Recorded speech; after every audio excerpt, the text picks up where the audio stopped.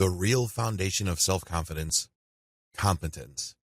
What is competence anyway? Competence is your ability to get things done right. It doesn't matter what it is. It can be an intellectual job. It can be something that you do with your hands. It can also involve your work process, showing up on time, putting in the work, making sure that work meets minimal standards, knowing what to do when certain conditions arise, and knowing how to overcome challenges. This is competence. Now, I'm not talking about excellence here. I'm talking about competence.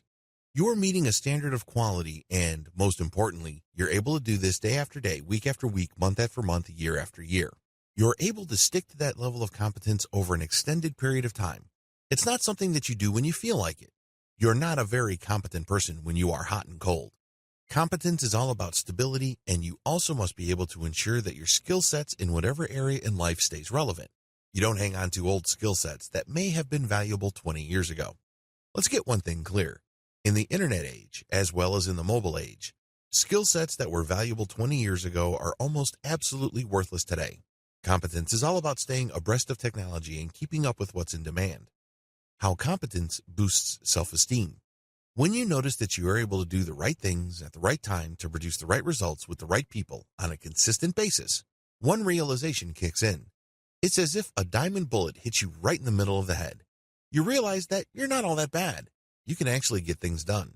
Now, you're not falling in love with yourself thinking that you're the best thing since sliced bread. It's not quite like that. But you get this calm realization. I can get things done on a consistent basis. I can meet certain quality standards. I can do this all day, every day.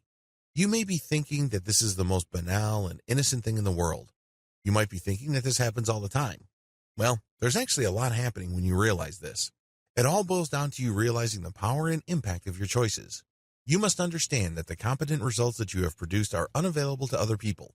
They can't do it. How come? Well, at the root of it is they simply do not make the right choices. But you can.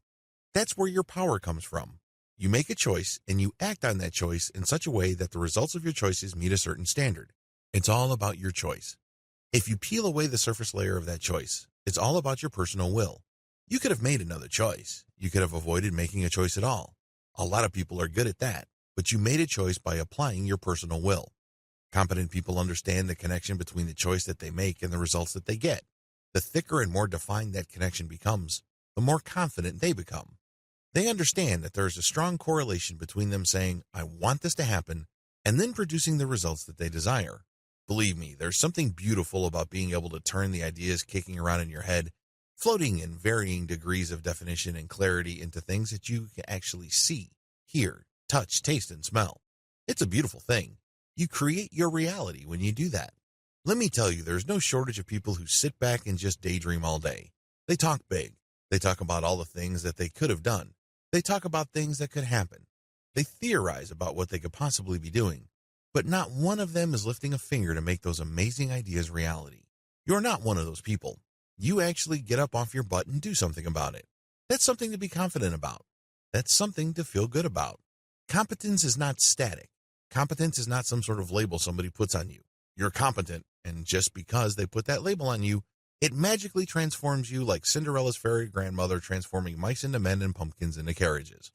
Competence is real precisely because competence is something you do. Competence shows not only the rest of the world that you can get stuff done, which is a big thing, but it does something more.